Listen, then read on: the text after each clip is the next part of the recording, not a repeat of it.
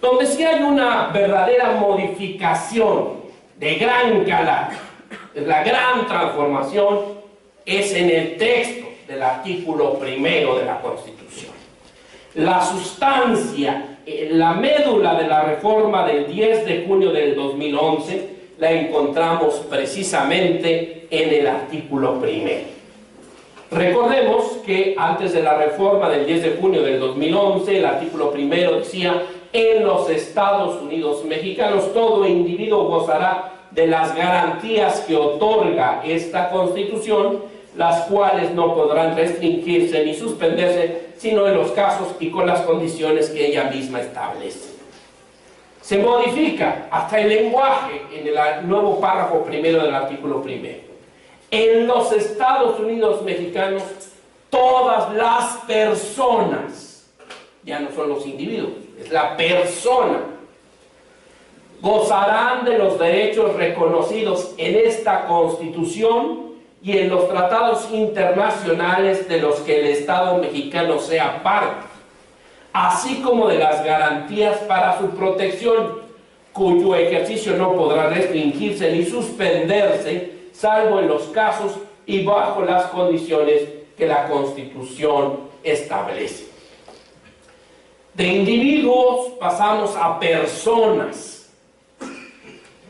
Pero la gran modificación no es solo terminológica, es el ensanchamiento de nuestros derechos, porque ahora no solo tienen el máximo nivel normativo los derechos humanos y sus garantías consagrados en el texto de la Constitución, sino también en los que estén contemplados en los tratados internacionales celebrados por el Estado mexicano.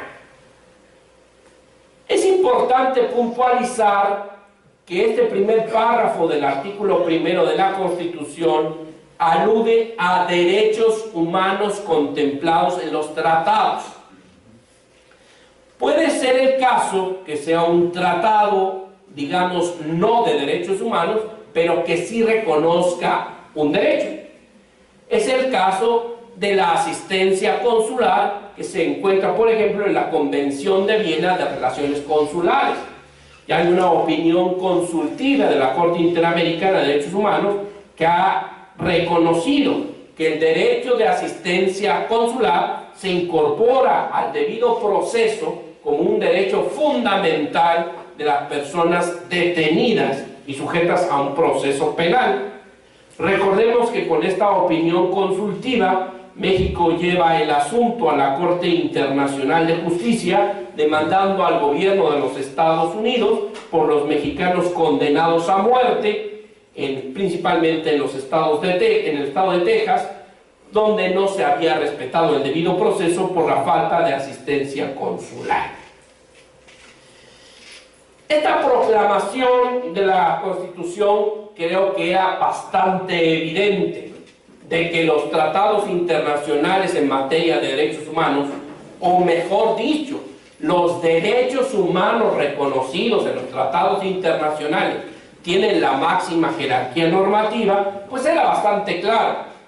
Pero pues que lo dijera un servidor, lo dijera cualquier tratadista, pues no es tan impactante como cuando la Suprema Corte de Justicia de la Nación integra una contradicción, resuelve una contradicción de tesis y aprueba una tesis de jurisprudencia. La contradicción de tesis 293/2011, pues una de las grandes resoluciones de la Suprema Corte que permite dimensionar esta reforma del 10 de junio de 2011 y cuya tesis dice derechos humanos contenidos en la Constitución y en los tratados internacionales constituyen el parámetro de control de regularidad constitucional.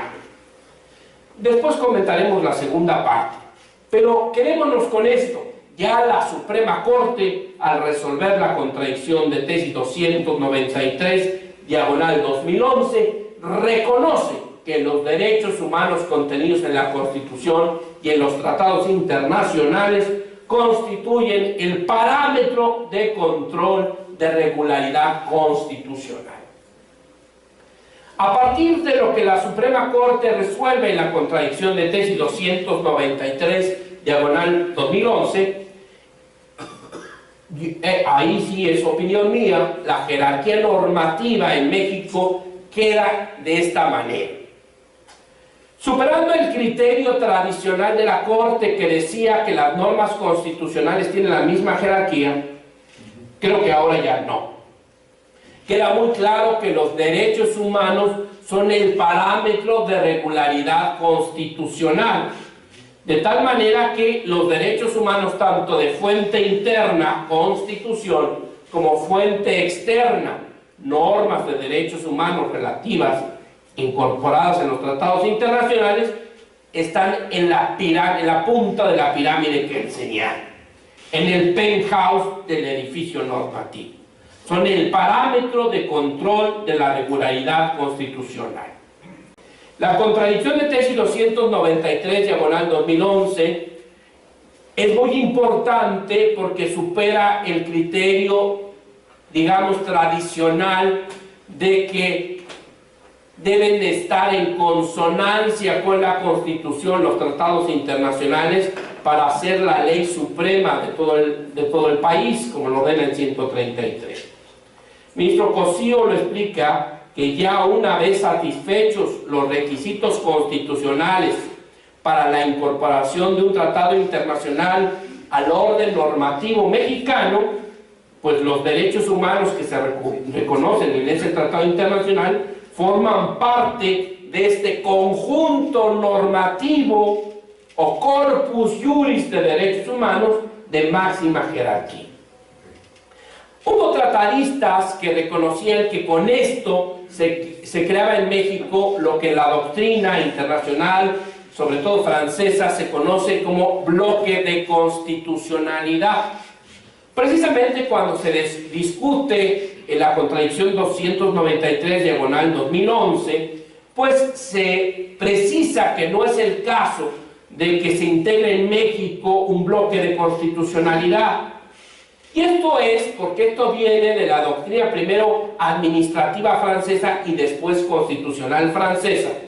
Porque curiosamente la Constitución de la Quinta República Francesa no tiene un catálogo de derechos.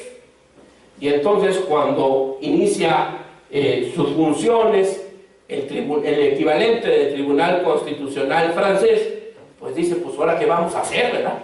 Pues si no hay un catálogo de derechos, ¿contra qué vamos a contrastar los actos de las autoridades? Y entonces se creó una doctrina jurisprudencial que se entendió que las declaraciones, los preámbulos de las constituciones francesas, la Declaración Universal de los Derechos del Hombre y del Ciudadano de 1789, integraban un bloque de constitucionalidad que iba a ser ese parámetro de control de los actos de las autoridades francesas ante la falta de un catálogo de derechos. En México no tenemos ese problema. La Constitución ya establecía derechos humanos y ahora se ensancharon con lo de los tratados internacionales, se incorporaron por un acto del poder revisor de la Constitución a la Constitución con el máximo nivel normativo. Aquí no hay que integrar nada, ya está escrito todo. Creo que es más conveniente hablar de un conjunto normativo de derechos humanos de máxima jerarquía o de corpus juris, como lo hace la Corte Interamericana de Derechos Humanos.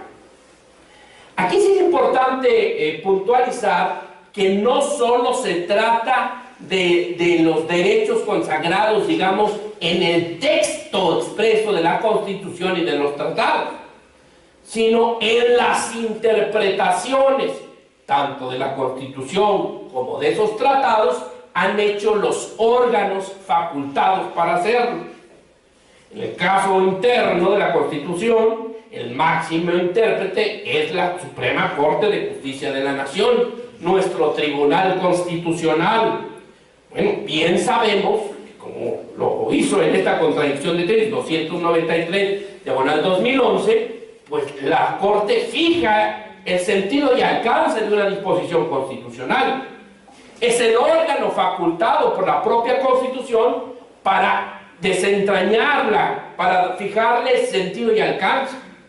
En el caso de los tratados internacionales también se dispone algo similar. Así, la Convención Americana de Derechos Humanos establece, a partir del artículo 60, que su máximo intérprete es la Corte Interamericana de Derechos Humanos, que tiene su sede en San José de Costa Rica. La Corte Interamericana, cuando resuelve un caso, tanto en su función contenciosa como en su función consultiva, fija el sentido y alcance de la Convención Americana. Como lo distingue el voto concurrente del juez Ferrer MacGregor en el caso Gelman contra Uruguay, en el caso de supervisión de cumplimiento de sentencia, el juez MacGregor distingue entre cosa juzgada y cosa interpretada. Cuando se resolvió el caso Gelman, pues era contra el Estado uruguayo. Las condenas específicas a modificar su orden interno, a pagar reparaciones, cosas, pues ese nada más es problema de Uruguay.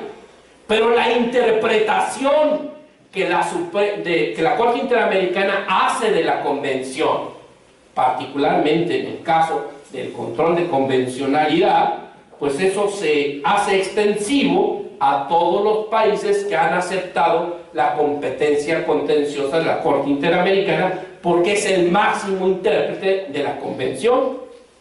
En el caso del sistema universal, cada tratado de derechos humanos tiene un órgano, que es un comité, que se encarga a través de observaciones generales o comentarios generales de interpretar ese tratado internacional. Esa interpretación también se incorpora a este conjunto normativo de derechos humanos. Pues como pueden ver, el universo es amplísimo, porque no solo es el texto de la Constitución y de los tratados en materia de derechos humanos, sino también sus interpretaciones que están en ese máximo nivel normativo y que precisamente es el parámetro de control de la regularidad constitucional en México. En un segundo nivel normativo podemos encontrar las normas constitucionales que sean de otras materias distintas a derechos humanos. En un tercer nivel están las normas de tratados internacionales en materias distintas de derechos humanos. Luego tendríamos las leyes generales, luego al mismo nivel leyes federales y leyes locales. Es mi opinión de cómo queda integrado la jerarquía normativa en nuestro país.